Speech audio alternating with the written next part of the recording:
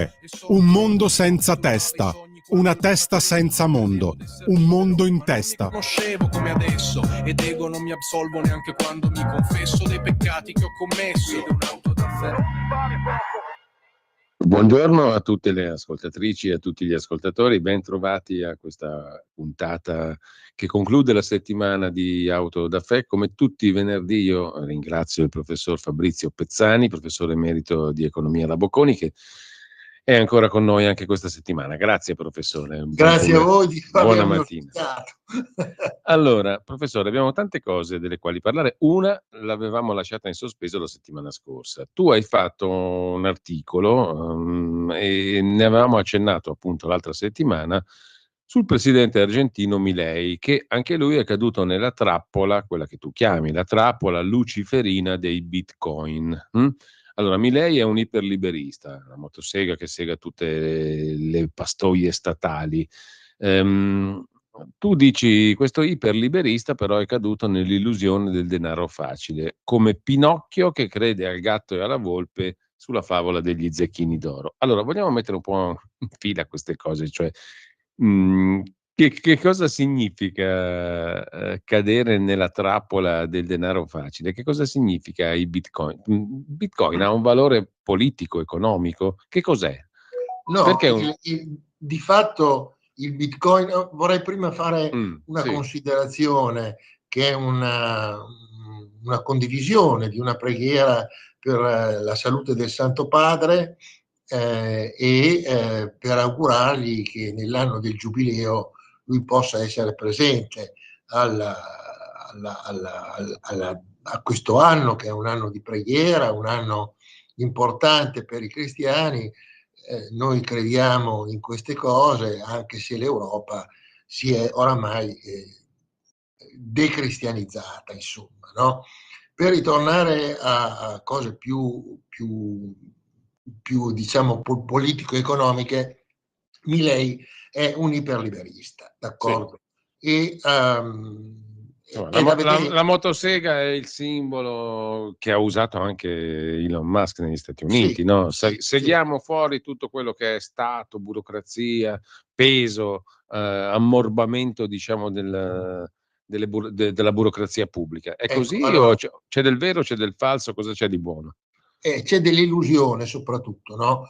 Nel senso che se prendiamo Trump con Elon Musk, loro vanno sostanzialmente in un paese che afferma la democrazia, mandano dei messaggi ai vari dipendenti dei comitati federali, eccetera, la CIA compresa, in cui licenziano dalla sera alla mattina le persone o mandano dei messaggi internet dicendo hai 15 minuti di tempo per prendere la valigia, metterci dentro la tua roba e andartene a casa. Ora, le conseguenze di questa cosa non sono così scontate, perché tu dalla sera alla mattina, per esempio, hanno licenziato quasi tutte le guardie forestali dei parchi americani, per cui i parchi americani adesso da chi sono guardati?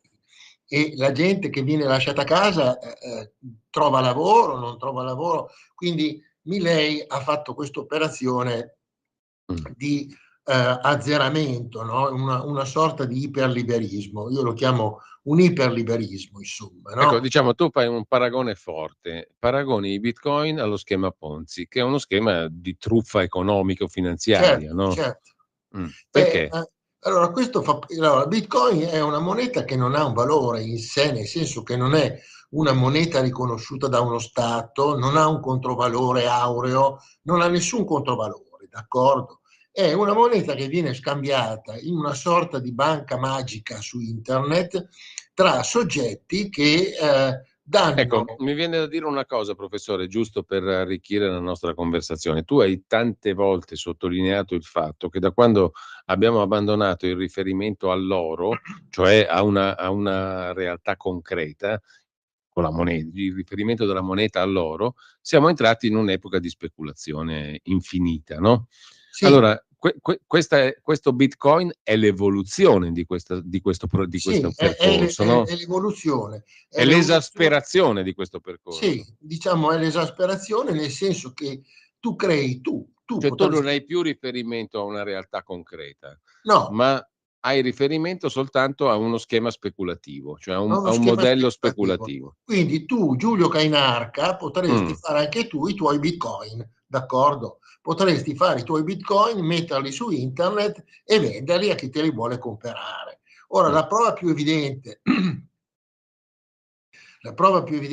che questo è un furto è il fatto che Milei ha promosso l'avvio di questa moneta, peraltro criptovaluta, no? Che dà Ecco, una sorta... però la cosa interessante, diciamo, è quella che stimola la riflessione è come fa uno Stato, un presidente di uno Stato, l'Argentina comunque è uno Stato importante, ma comunque un rappresentante politico al massimo livello a fondare, diciamo così, la sua prospettiva di sviluppo, di risanamento, eccetera, su una scommessa di questo tipo. Come fai a fondare uno Stato sui Bitcoin? Cioè, potresti dire così, come fai a fondare uno Stato sull'illusione? Appunto. Sull'illusione, quindi in realtà lui ha appoggiato questi che hanno creato questa moneta virtuale e ha dato la sensazione dello zecchino d'oro, insomma, no? Del gatto e della volpe con Pinocchio. La gente si è buttata sullo zecchino d'oro, salvo poi scoprire che non aveva nessuna controparte e quindi si è andata vanificando tutte le operazioni che questi hanno investito, perché chi ha investito ha immediatamente cominciato a disinvestire. È come se io dicessi sostanzialmente, no?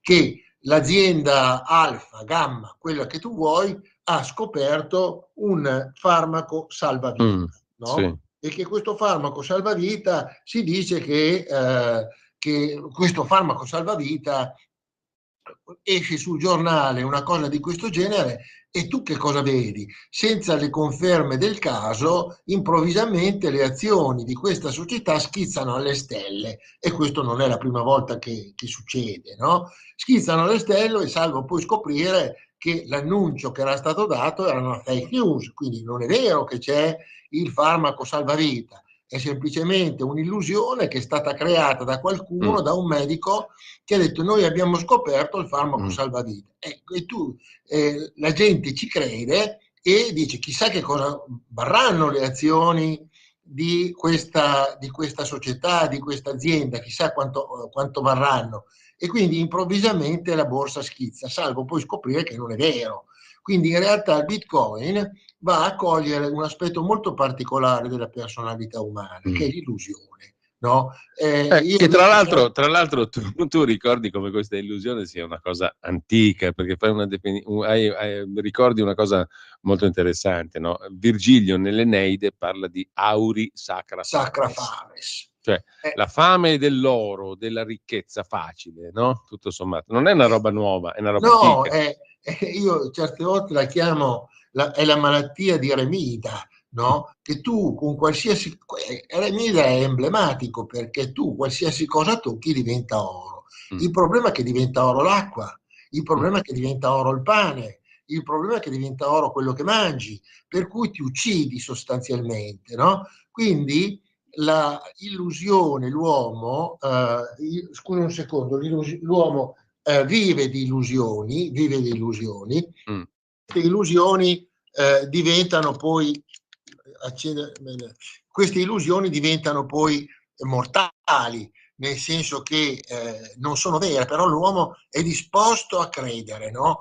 E quando tu hai fatto riferimento all'americano Ponzi, allo schema Ponzi, sì. che poi è stato ripreso da Madoff. Abbiamo avuto in Italia il Madoff dei Parioli, il Madoff dei Parioli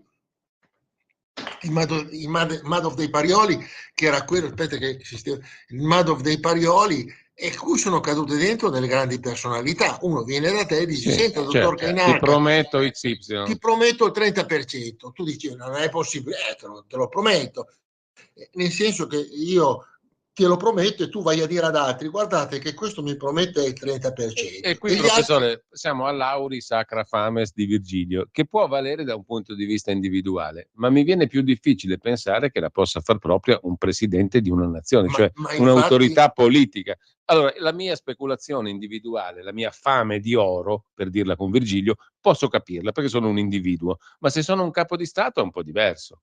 Infatti credo che sia stata avviata una procedura di impeachment nei confronti del presidente argentino Milei e quindi c'è un'accusa pesante nei suoi confronti, insomma, no? E questo dà l'idea, no? Di in mano a che politici siamo, perché questo qua è un iperliberista, ma il neoliberismo in quanto tale è già fallito da noi, perché abbiamo un modello culturale fondato sul liberismo che ha creato la massima povertà, la massima disuguaglianza, la massima disoccupazione e il massimo disagio giovanile. Quindi in realtà questo Milei ha affrontato, diciamo peraltro che questi schemi di, fra virgolette, risveglio economico, no? Fondano le loro basi sul liberismo, della scuola liberista americana, insomma, che aveva già mandato a carte 48 il Cile, applicando delle dottrine che in realtà tu non hai neanche sperimentato a casa tua, ma è l'economia che diventa una verità incontrovertibile, no? E questo è il risultato del fatto, come tu hai ricordato prima, che dal momento in cui il dollaro viene sganciato dall'oro, noi abbiamo delle monete, fra virgolette, virtuali, nel senso che quanto vale il dollaro? E tu non lo sai quanto vale il dollaro, vale nella misura in cui è usato il dollaro dalle persone. Se le persone non usassero più il dollaro crollerebbe da questo punto di vista. Quindi nel momento in cui noi abbiamo staccato il valore di una carta moneta, Aristotele lo diceva, la carta moneta non ha valore in sé, ma ha valore nel momento in cui viene usata e viene, fra virgolette, sei obbligato ad usarla. Non è un caso che i BRICS, il gruppo dei BRICS, stia studiando una manovra alternativa al dollaro, perché nel momento in cui tu sei sotto il dollaro, di fatto sei costretto a subire le sanzioni che col dollaro possono essere fatte. E quindi è un'arma da guerra il dollaro, arma non fisica, ma una arma virtuale di guerra. Certo. E quindi questa situazione è funzionale nella psicologia dell'uomo ad accarezzare dei sogni di quello che tocco è oro. E questa tensione verso l'aurea sacra fame, lo vediamo nelle televisioni, quando dicono gioca, fai questo gioco, fai quest'altro gioco. Sì, io sono andato l'altro giorno da un tabaccaio, d'accordo? E aveva una parete piena di gratta e vinci, no? Una parete piena, non è che avesse due colonnine, aveva una parete piena di gratta e vinci di tutti i tipi. E mi ha detto, e io ho detto, ma scusi, ma come mai lei ha una parete piena di gratta e vinci? Perché queste qua sono le cose su cui guadagno di più all'interno del bar, al di là delle sigarette, al di là del bar, io guadagno sui gratta e vinci. I gratta e vinci che cosa sono? È un modo come un altro per comprare dei sogni. Compri un sogno.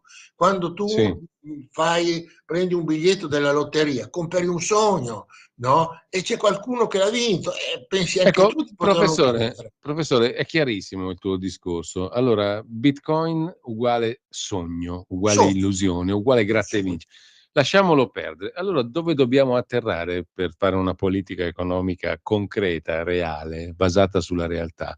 E qui torniamo all'Europa, attraversiamo l'oceano, lasciamo Milei e la sua illusione, diciamo che non so dove porterà, perché in Argentina abbiamo visto che c'è stata l'illusione di ancorarsi al dollaro, di dollarizzare il peso, è stato un disastro.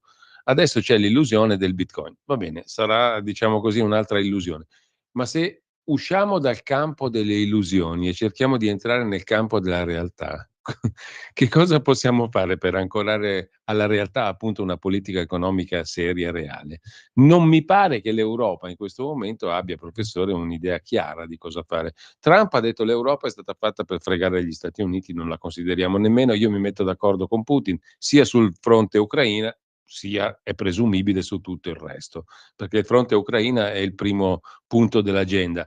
Ma è chiaro che quando il Presidente degli Stati Uniti dice l'Unione Europea non esiste, e io mi metto d'accordo direttamente con Putin sull'Ucraina, ma poi per il resto l'Unione Europea è stata fatta per fregarci, non può essere un interlocutore, no? Quindi noi cosa dobbiamo fare per ancorarci a qualcosa di reale, di vero? Il problema è accettare di metterci in discussione con una sana autoanalisi, no? E prendere atto che siamo di fronte a una... Anche perché, scusami, mi viene da dire, Trump è come quello della favola che dice che il re è nudo.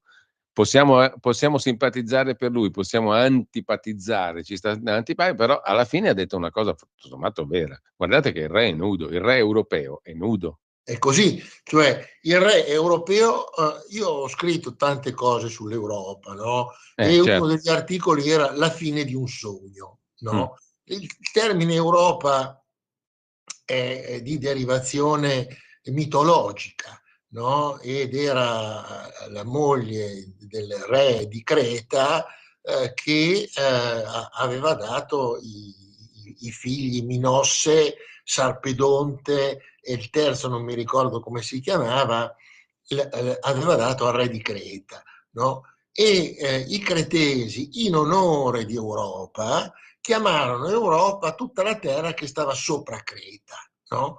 Quindi l'Europa ha una natura, fra virgolette, il nome quantomeno mitologico.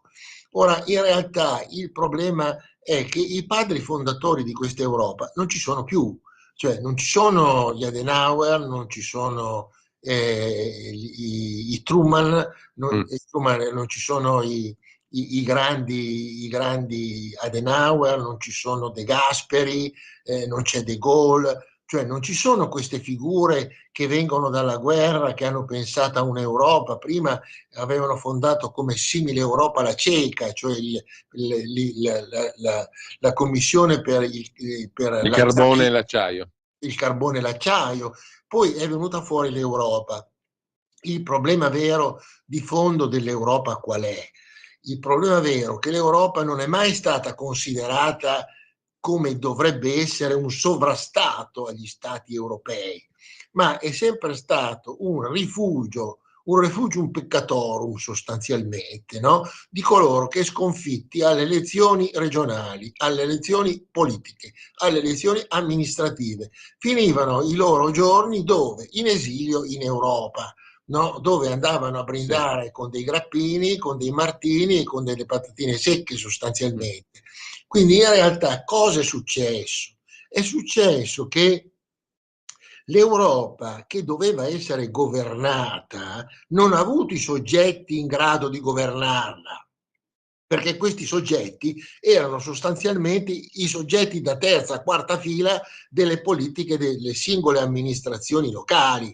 Quindi non abbiamo avuto delle persone in grado di governare l'Europa e in un vuoto di governo prima o poi qualcuno lo occupa. Non c'è niente da fare, è sempre stato così. Ecco, e professore, però... I burocrati. Certo, esatto. E in questo quadro, adesso allora ripeto, Trump può stare antipatico o simpatico, però ha messo indirettamente o direttamente l'accento su una questione vera. L'Europa è una finzione politica che non esiste, che non ha nessun peso. Io mi accordo direttamente con Putin perché l'Europa non c'è. È così. Non esiste. Ed è così. Allora, professore, fammi dire una cosa. Correttezza, lealtà politica minima, rispetto verso i cittadini impone che qualsiasi classe politica, anche la nostra, debba dire ai cittadini abbiamo sbagliato. Abbiamo sbagliato. Non c'è più niente da salvare di questo mostro europeo. Gli ultimi 4 anni sono stati devastanti, d'accordo. Abbiamo avuto dal 2000 l'Unione Europea, abbiamo avuto l'euro che è stata immediatamente un rimbalzo inflazionistico. Ecco, fammi dire, professore, tu che sei un economista, vieni dalla Bocconi, che è uno dei templi dell'economia italiana e non solo, ma cosa voleva dire l'euro? Che senso ha avuto una moneta comune per tanti stati diversi? Vogliamo prendere atto che non ha funzionato, che non è una cosa razionale. L'euro è razionale, professore? L'euro non è razionale. Ti do questo esempio, no, concreto. Io andavo a Roma, in Sì, aereo a Fiumicino, poi prendevo il taxi e mi facevo portare in centro a Roma. Il costo del taxi era 50.000 euro, d'accordo? 50.000 lire. 50.000 lire, Mm, mm. 50.000 lire. Che cosa succede? Che io l'ultimo viaggio lo faccio prima di Natale del 2000-2001, insomma, quando c'è stato Sì, poi l'entrata nell'euro, e pago 50.000 lire, d'accordo? Poi certo. ritorno ai primi di gennaio e faccio lo stesso tragitto con lo Mm. stesso taxi o con un altro e non pago più 50.000 lire, pago 50 euro. 50 euro, che al cambio sono 1.900 lire. Quindi in realtà nel giro di Paghi 10 il doppio. giorni c'è stata una svalutazione della moneta, perché quello che tu pagavi 50.000 lire sono diventati 50 euro, cioè Cioè il 100.000 doppio. lire. Certo. Quindi questo è stata un'operazione fittizia, perché non rispondeva alla realtà a questa situazione, insomma, no?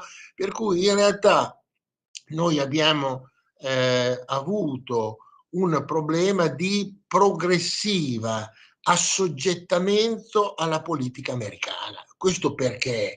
Perché l'Europa nasce... Ecco, a questo punto di vista, allora, oggi c'è stata questa polemica, no, professore, discussione, Trump che dice l'Europa è stata fatta per fregarci e anche qui io trovo ridicolo questo, permettimi, che Trump dice una cosa e si mette la faccia a lui. L'Unione Europea non risponde tramite la Presidente della Commissione, ma tramite un anonimo portavoce della Commissione Europea che risponde a Trump e dice: non è vero che noi abbiamo fatto l'Unione Europea per fregarvi, anzi l'Unione Europea è stata una manna per gli Stati Uniti.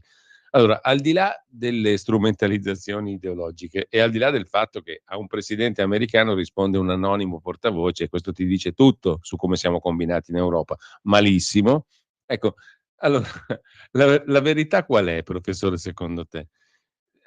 L'Unione Europea diciamo l'euro è stato fatto per fregare gli Stati Uniti o per fregare gli europei? Perché io ho la forte sensazione che, come tu ci hai ricordato, da 50.000 lire passiamo a 100.000 lire è stato fatto per fregare me, non per fregare gli Stati Sì, Uniti. allora l'operazione è stata fatta in un certo senso male perché il concambio non è stato salvaguardato, quindi in realtà tutto si è raddoppiato in funzione del fatto che è venuto fuori l'euro, d'accordo?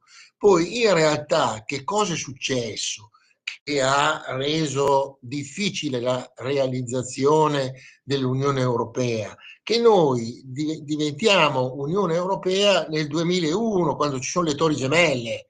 Quindi in realtà noi come comunità europea che cosa viviamo? Viviamo le Torri Gemelle, viviamo l'attacco all'Afghanistan, viviamo l'attacco all'Iraq, no? Per cui nel giro di poco tempo noi diventiamo sostanzialmente dipendenti dagli Stati Uniti, perché alla fine tu fai una guerra in Iraq su prove false e poi tu, Italia, Francia, Inghilterra e gli altri paesi dell'Unione Europea si associano nella guerra in Medio Oriente, all'Afghanistan, all'Iraq, poi verrà la Libia, no? Poi verrà la Siria, verrà la Libia.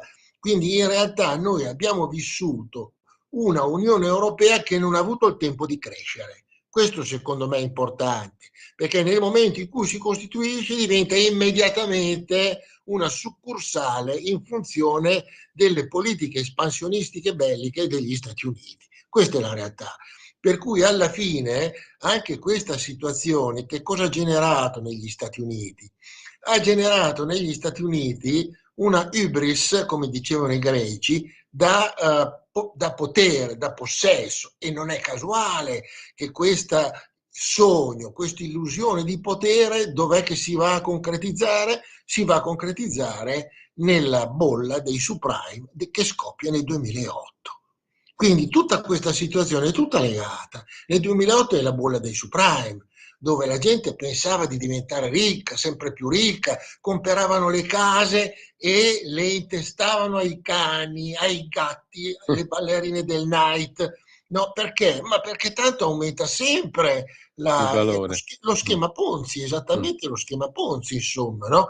Il problema dell'Europa è stata una, diciamo, iniziale sottomissione agli Stati Uniti. La definitiva sottomissione è stata con la guerra in Ucraina, ma prima della guerra in Ucraina, con la Ursula von der Leyen, che nei 4 anni di presidenza che coincidono con i 4 anni di Biden, è stato il fedele esecutore delle politiche di Biden e delle politiche federali. Per cui queste politiche che si sono incardinate, e guarda il paradosso, si sono incardinate nell'economia green, si sono incardinate nelle auto elettriche, si sono incardinate e questo ha generato poi con la guerra in Ucraina, si sono incardinate in spese belliche. Noi con la storia della Russia e con la storia delle sanzioni russe, queste ci sono venute a costare circa 150 miliardi, come ti accennavo prima,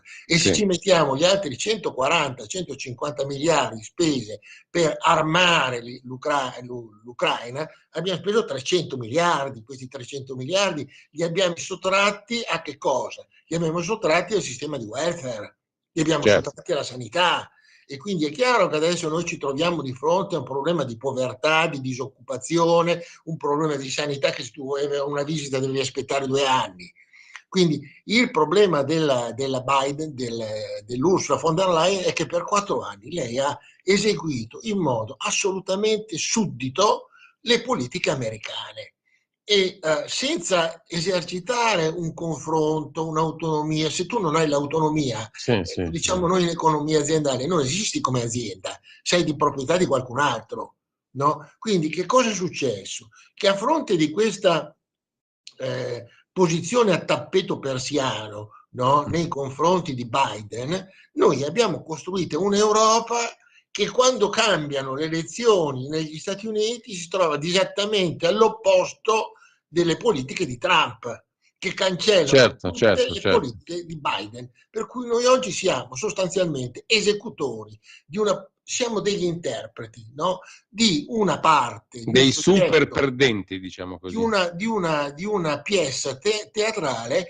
in cui è cambiata la pièce, è cambiato il regista ed è cambiato tutto, e noi siamo lì attori sul palcoscenico e sappiamo dire a memoria le auto elettriche. Allora io facevo questa riflessione sulle auto elettriche. Allora, abbiamo diffuso le auto elettriche in un momento in cui l'energia elettrica sale alle stelle come prezzo. Sono aumentate le energie elettriche del 45% in Francia, del 40% in Germania, del 50% da noi. Ma se avessimo comprato tutte le macchine elettriche, oggi con cosa le fanno andare? Una rovina. Ma se è possibile che la gente non prenda atto di questa cosa qua? Dove metti le colonnine? Metti le colonnine, una colonnina per casa, e l'energia elettrica che noi creiamo non è che la creiamo noi autonomamente, la creiamo grazie al petrolio che compriamo, grazie ad altre. Quindi in realtà noi oggi ci troviamo di fronte a un ulteriore aumento delle spese energetiche, soprattutto elettriche, che andranno a finire sulla gestione delle macchine elettriche. Quanto costa una macchina elettrica?